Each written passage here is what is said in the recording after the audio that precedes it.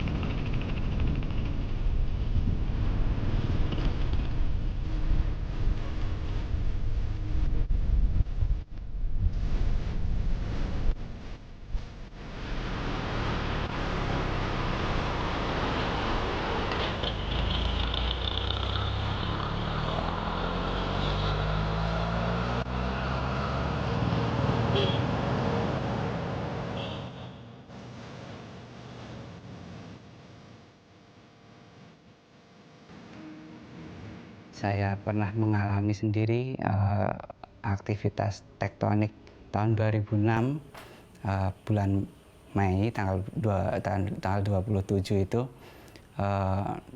Jadi rasanya semakin penasaran untuk bagaimana sih mendeteksi gempa melalui peralatan-peralatan yang dimiliki Badan Geofisika itu.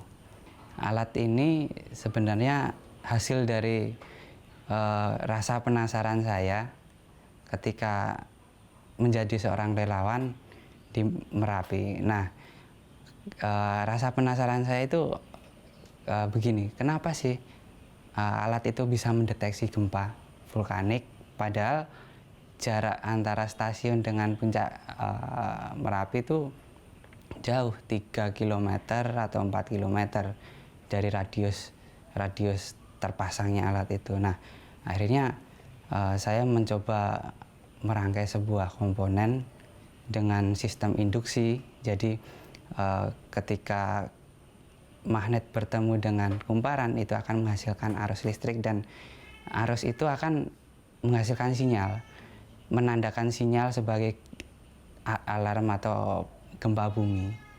Jadi pernah ada kejadian yang lucu menurut saya. Jadi ketika saya cek, kebetulan beberapa hari yang lalu itu belum terjadi hujan dan angin kencang.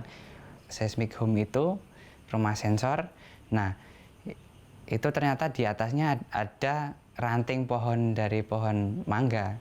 Nah, ketika sekarang sudah berbuah, mangga itu tertiup angin ketika angin kencang dan jatuh menimpa seng di atas sensornya. Nah, itu yang bikin saya agak sebel sih sebenarnya.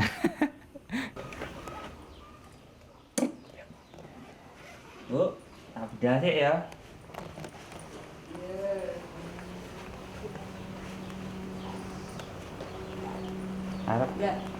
Arep nanti.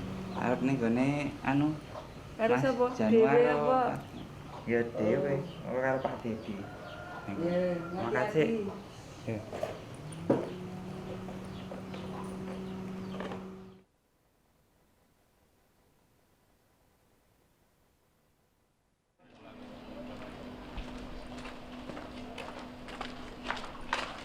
Assalamualaikum. Waalaikumsalam. Waduh, silakan. Monggo. Lagi ngobrolan iki. Gimana Mas Siti? Enggak mau kan toh. Mempengaruhi deteksi yang ada di alat Mas Yudi gitu loh. Itu saya lupa kemarin tuh berapa itu jarak itu dari pinggir laut itu. Intinya nggak semua sensor itu baik gitu. Walaupun sensor itu sudah sudah terinstall sesuai ya. Saya tergabung dalam komunitas penggiat seismik di Jogja, dan di sini saya bersama rekan-rekan saya sedang melakukan diskusi rutin. Saya kira sangat baik, saya kira, karena dengan demikian data gempa bumi, khususnya parameter gempa yang selama ini cuma dianggap angin lalu oleh masyarakat, dengan adanya komunitas ini ternyata itu sangat berguna gitu, dan jika dikaji itu akan membantu masyarakat. Jadi solusi yang penting justru adalah tindakan preventif. Bagaimana respon masyarakat dalam menyikapi ketika bencana itu terjadi, bahkan sebelum dan sesudahnya itu juga kita harus tahu seperti apa. Dan inilah adanya komunitas penggiat seismik mengkaji ke arah sana.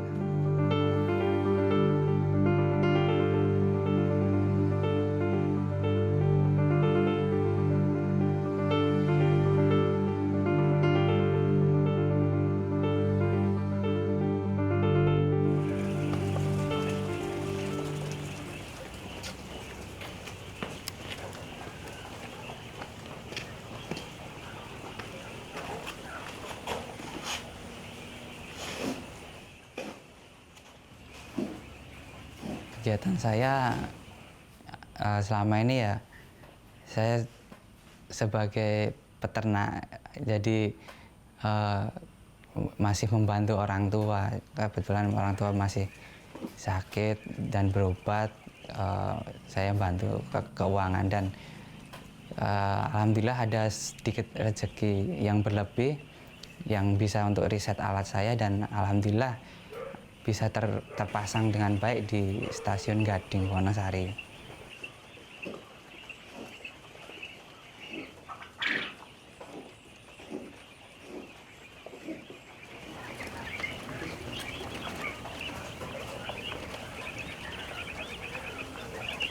Ini tadinya mau bertelur, baru mau bentuk cangkang, tapi karena dia kaget, ada orang, karena ada petasan atau petir atau hujan petak gitu kan, dia kan keburu-buru bertelurnya.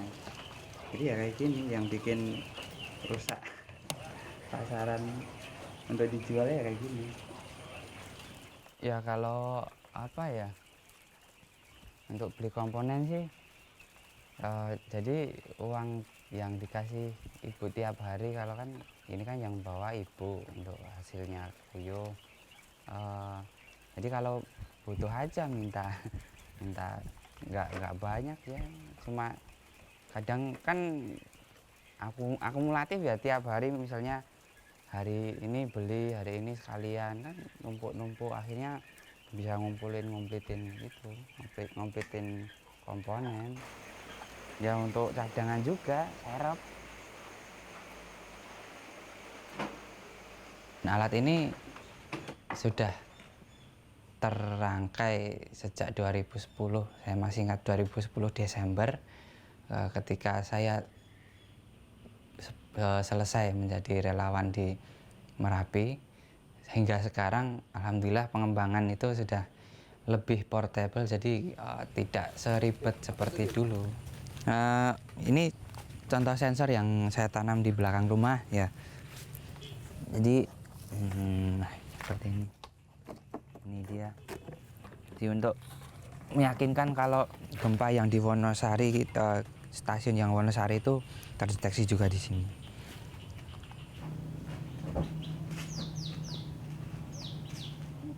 Pernah ada kejadian,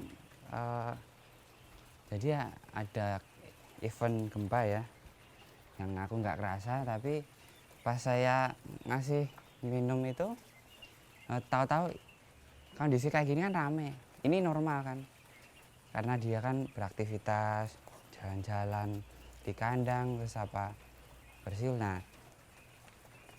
kok tiba-tiba diam kayak, nah kayak gini diamnya, senyap. Akhirnya saya lihat itu timbangan itu kayak sedikit goyang itu timbangannya itu. Nah, saya lihat grafik, oh ternyata ada gempa. Nah itu yang belum lama ini di Selatan Pacitan itu. Hari-hari selesai kuliah di kampus itu 2 tahun ke sini itu di rumah ya itu taktik bikin alat untuk sensor gempa itu sama ternak burung puyuh. Sebenarnya ya penurut, tapi ya itu kalau punya kemauan nggak mau dilarang, harusnya maunya A ya harus dituruti A gitu. Mau nggak dukung gimana ya saya dukung ya, asal kegiatannya itu positif dan ada manfaatnya bagi Yudi sendiri dan bagi orang lain. Yang lorong udah genap. Namanya baru ya gimana ya, baru latihan ya. Tapi alhamdulillah kok ada kayak ada penghasilan sedikit ya buat tambah-tambah kebutuhan keluarga. Dia itu tiap hari minta jatah harian lah buat itu, buat memperbaiki alat-alatnya itu. Mungkin kalau cuma buat selain berobat ya mungkin cukup, tapi kalau tambah untuk berobat ya masih belum cukup. Masih ada pinjaman, minjam di bank. Awalnya ya itu gejala stroke. Gejala stroke udah serangan 1, 2, terus kemarin bulan puasa, kira-kira bulan Agustus, jatuh terus sampai sekarang buat jalan masih susah. Harus pakai kursi roda. Dulu kan itu pegawai Pemda, ya sejak tahun 2012 mengajukan pensiun dini. Sebetulnya belum pensiun, tapi karena merasa nggak bisa bekerja di kantor, terus minta pensiun.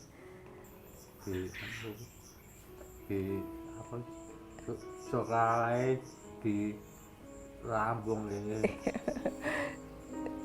Skripsine di Lampung nih Mas.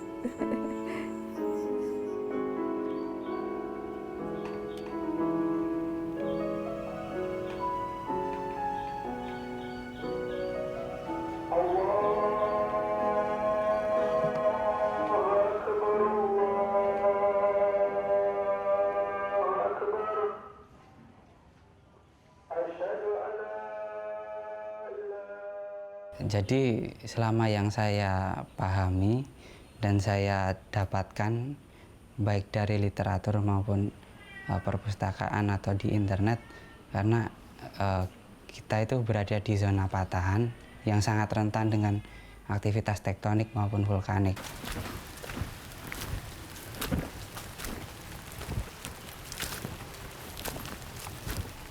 Kita mau kemana? Kita mau ngecek sensor karena kemarin sudah dapat ada masukan-masukan gitu, jadi ini sementara mau diperbaiki. Nah, ini rumah sensornya, jadi ketika nanti ada gempa kita bisa tahu.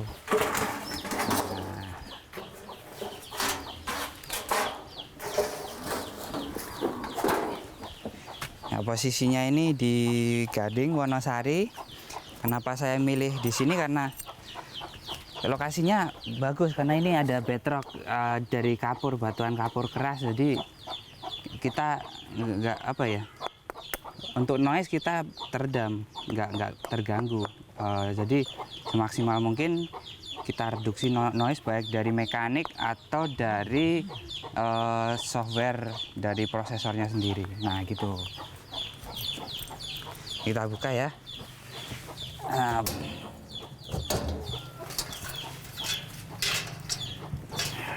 Ini dia. Nah, ketika ada gempa akan berbunyi seperti ini. Nah, Jadi kita juga terima SMS juga, misalnya kita cek harus keras. Nah ini kita tunggu SMS-nya masuk ya.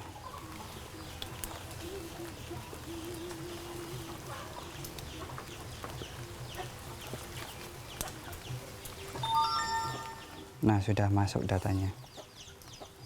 Jadi getaran yang keras tadi karena kita dekat sekali dengan sensor terekam begitu. Alat ini ditaruh di tempat di Wonosari, tepatnya di Gading, di rumah Mas Yudi Susanto. Beliau itu teman dari pemerhati juga, merangkap sebagai relawan di Jogja, dan dulu pernah bertemu ketika jadi relawan juga.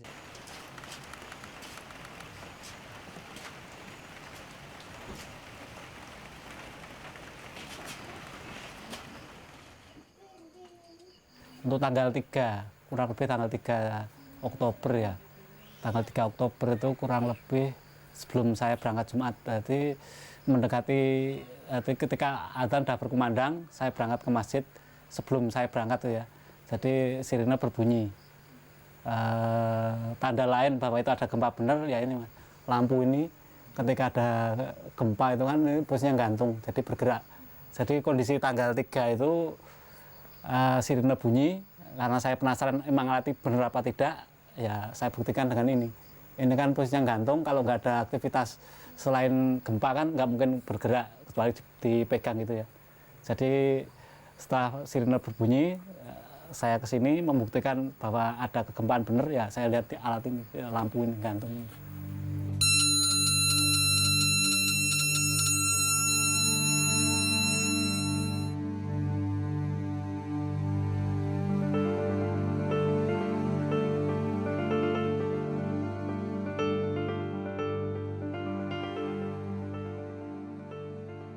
Harapan kita melalui kajian yang kita diskusikan, yang kita giatkan ini bisa memberikan kontribusi khususnya dalam ranah mitigasi bencana gempa bumi yang di Jogja ini termasuk daerah yang relatif rawan, dan itu perlu sebagai bentuk edukasi bagi masyarakat di Jogja ini. Sebenarnya gempa bumi tidak pernah membunuh orang. Yang membunuh orang itu adalah bangunannya. Jadi ketika seseorang itu berdiri di tengah lapangan, sekeras apapun gempa tidak akan mati orang itu. Intinya kita harus mengenal lingkungan kita, potensi kerawanan atau kerentanan benda-benda yang berpotensi melukai kita ketika terjadi gempa. Kita harus kenali. Terus langkah evakuasi seperti apa yang kita harus persiapkan. Jadi diharapkan dengan adanya alat itu bisa memantau aktivitas seismik secara lokal, dan kedepannya diharapkan bisa di-improve menjadi ke dalam konsep earthquake early warning system. Jadi diharapkan dengan sepersekian detik bisa membangun atau menggerakkan respon masyarakat untuk mengantisipasi, dalam berapa detik akan datang gempa akan melanda.